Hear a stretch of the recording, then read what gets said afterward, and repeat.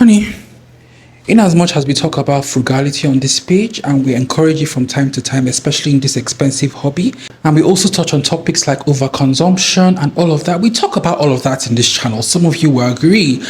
I feel like it's also very important to, from time to time, learn to spend money on yourself, to learn to splurge. I feel like it's extremely important to strike a balance between the two. You work so hard for your money, darling. So every now and then, do treat yourself to an expensive plant or two, or dare I say, even three. And as usual, I'm here to guide you on choosing the right plant. I actually went on an investigative deep dive, darlings. I asked all my rich friends that have these expensive plants, which one of these plants would they recommend to somebody who wants to splurge and who wants to treat themselves without regretting buying a plant, because there's nothing as painful as dropping a huge amount of money on a plant only for it to die within 3 working days. No. They guaranteed me, based off of their lived experience, that if you put in the care and the minimal effort, these plants, although expensive, will definitely last long, if not forever, in your collection. And it's all in this notepad. So let's get to the nitty-gritty. I'm quite excited. A couple of these plants are also in my collection, and I can personally vouch for them as well. Let's begin with the first plant. Ladies and gentlemen, she's a beautiful sight to behold. It is an Epipremnum marble. Girlies, look at the material. The variegation of this plant is striking. In fact, when my rich friend, my affluent friend, sent me a picture of this plant, I absolutely gasped. It is so beautiful. Girlies, look at the material. So the reason why my friend recommended it is that not only does it have this beautiful variegation that is bound to leave anyone that gazes at it gasping, but the variegation is stable. You're guaranteed that if you're giving this plant sufficient light, you're going to be blessed with this marbled variegation that is just a beautiful sight to behold.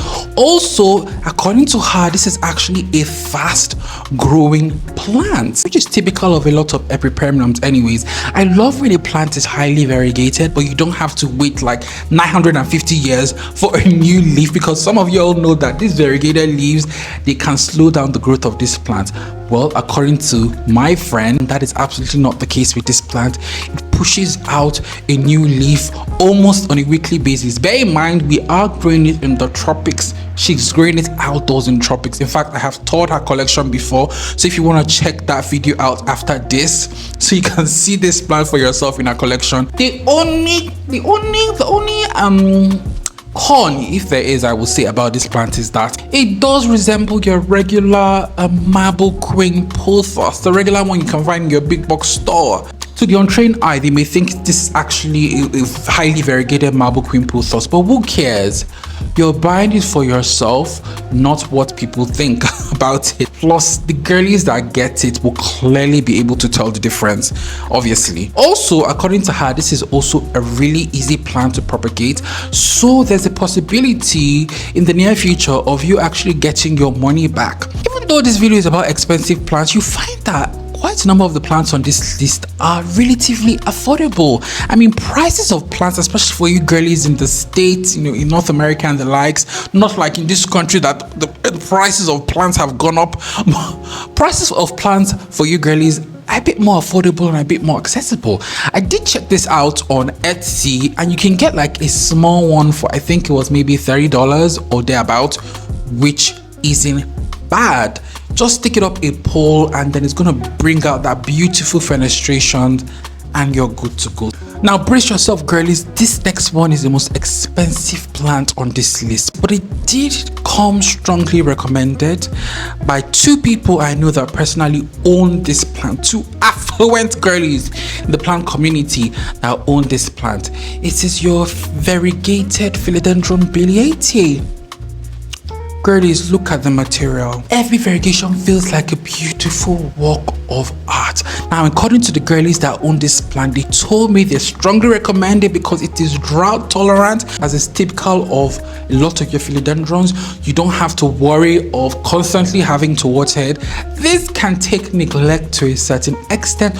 Also, especially if you live in a hellfire country like I do, the variegation of this, according to my friend, it doesn't melt when subjected to like heat or some degree of direct sunlight, which is a big plus for me given the fact that I live in an oven and some of these variegated plants can't handle the heat properly.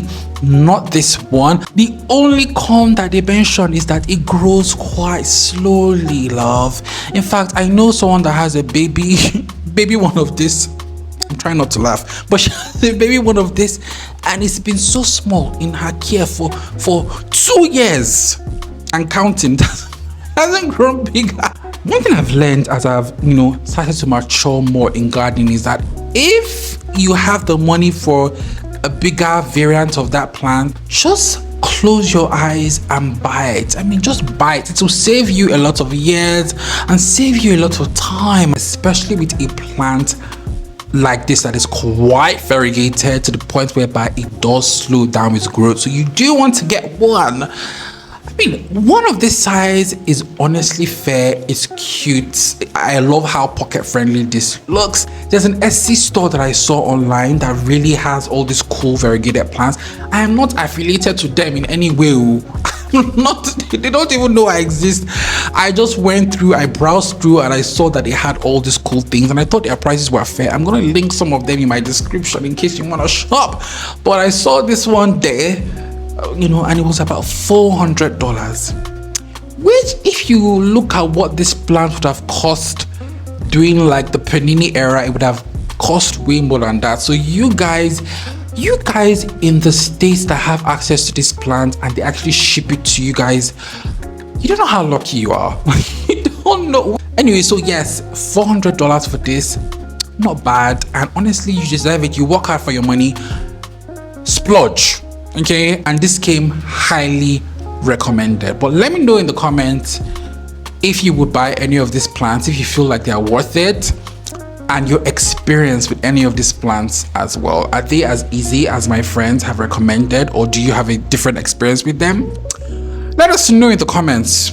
Okay, now this next one actually has the same sort of like variegation like the Variegated, but this one is way more affordable and it sizes up. It gets so big. In fact, this is one that I feel like I need to work towards getting. It's a Philodendron strawberry shake. Girlies, look at the material.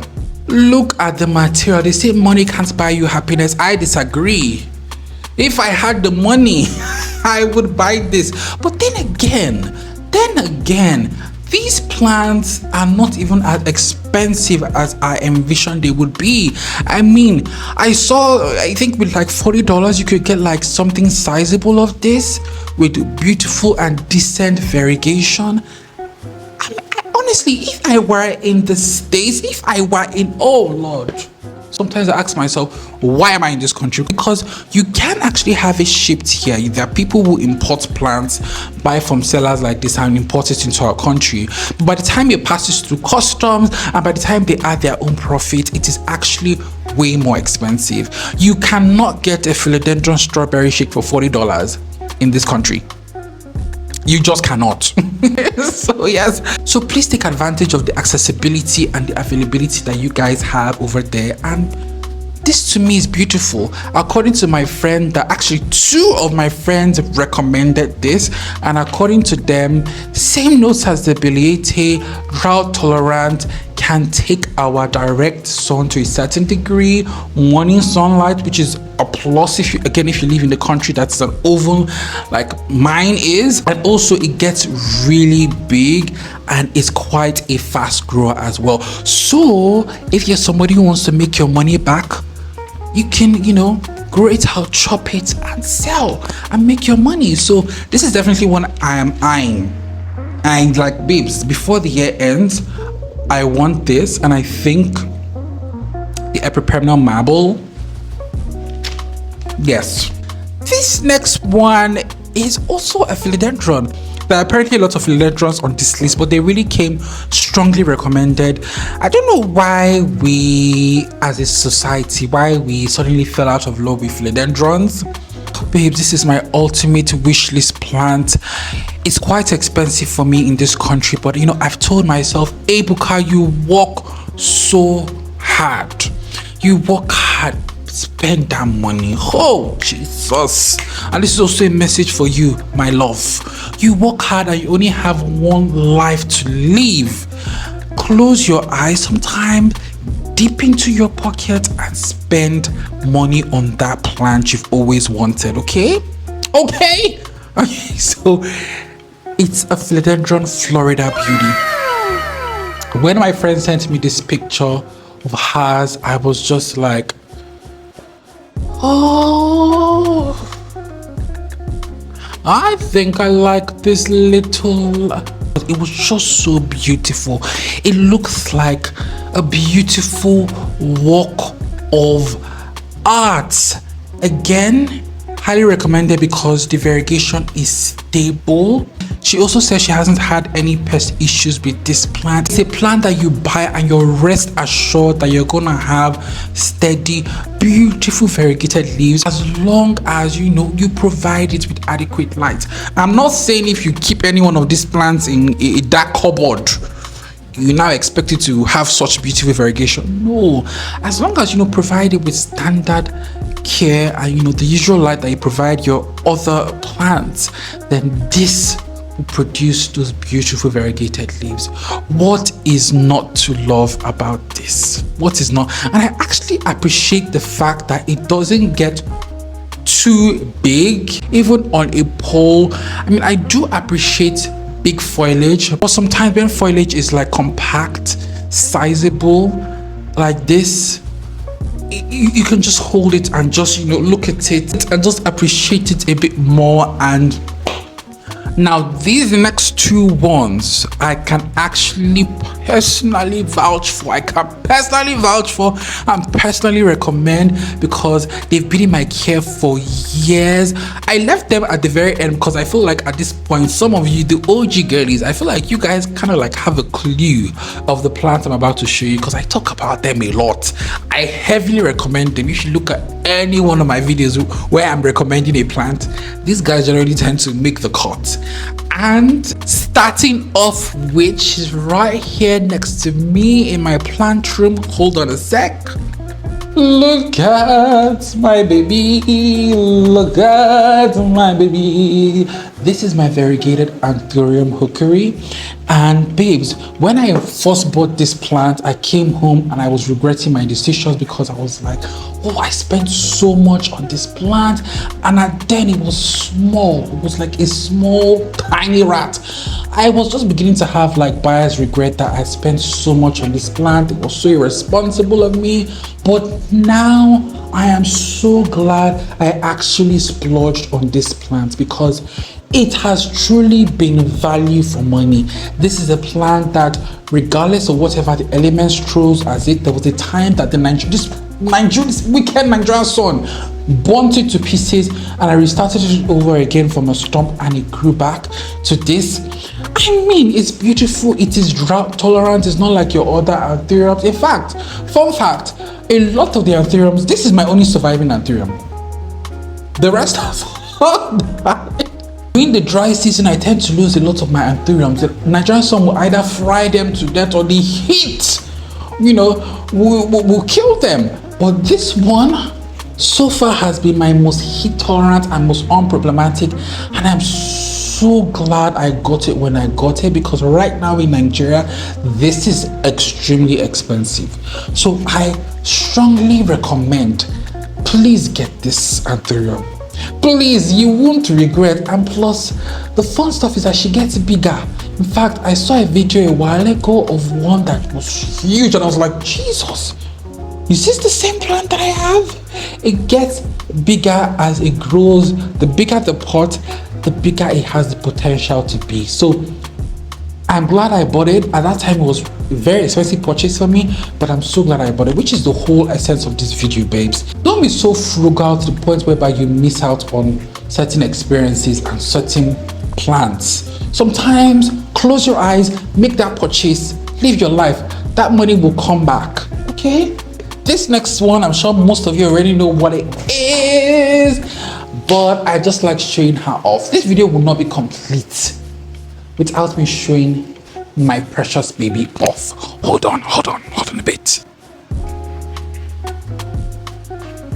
This beauty here, this is my Diefenbachia Big Ben Variegated. I'm sure at this point a lot of you are sick and tired of me talking about this plant and featuring this plant, but can you blame me? She's such a beautiful work of art, and I strongly recommend, I always say, even if it's the last money you have in your account, if you splurge and spend it on this baby, you won't regret it.